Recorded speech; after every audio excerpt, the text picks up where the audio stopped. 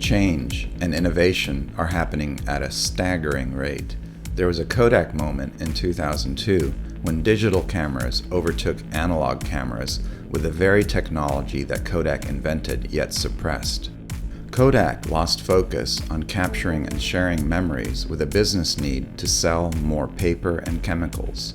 Now, not only are we taking pictures, but we're locating them on a map through GPS. Location awareness has allowed us to find things on maps like Starbucks and has changed everything about how we navigate the world around us.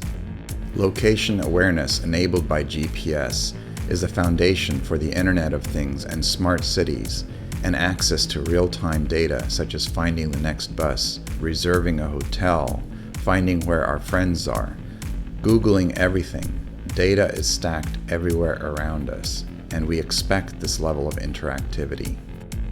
It is no longer about one person trying to find one taxi on the street. It is a swarm of drivers networked through applications such as Uber that find you the right ride at the right place for the right price. This has fundamentally changed transportation in the city. Uber has overtaken taxis in 2015. They use the same global positioning system and other technologies combined together to bring you real-time access to rides. In this rapidly advancing world of smart cities and Internet of Things, we are all connected, but there's one gaping hole. The building industry has been overtaken by the technologies around us. Architects already process this complex data that can be incredibly valuable for this interconnected world. Even with building information modeling, though, it's very much a file-based and project-focused format. We finish the project, we file it, and the BIMs are used to process information just for that one use. But the capability exists because the information is there, it's just in the wrong format, even with BIM. When I visited the Trinity College Library and looked at the knowledge of a nation in analog format in books stacked 2 stories high, I imagined crossing the green ropes and climbing up a ladder to get to a piece of knowledge in a book. Data in analog format is no longer an efficient way to share information in our world today. The complexity of the building industry has required structure and order in the tools and processes that we use to capture the knowledge and decisions that we make. But let's not let the tools from the past limit what we can do with the data today. Knowledge trapped in an analog canyon of books or buildings is still valuable.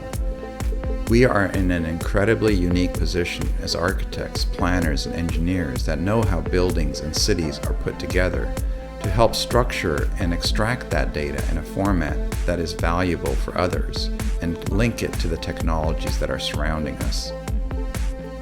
In this post-analog world, data and knowledge does not have to be stored and retrieved in a linear format.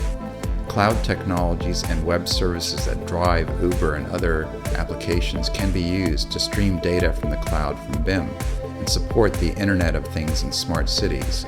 BIM can link to it along with other information, but it's not necessarily at the center.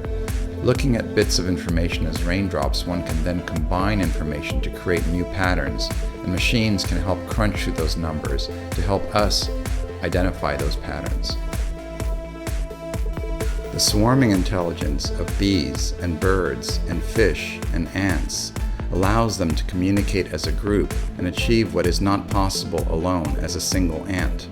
Now, humans are swarming. We're connected through the Internet of Things and smart cities and our devices. This is a civilizational shift and an opportunity for all architects, and we can achieve great things for the greater good together.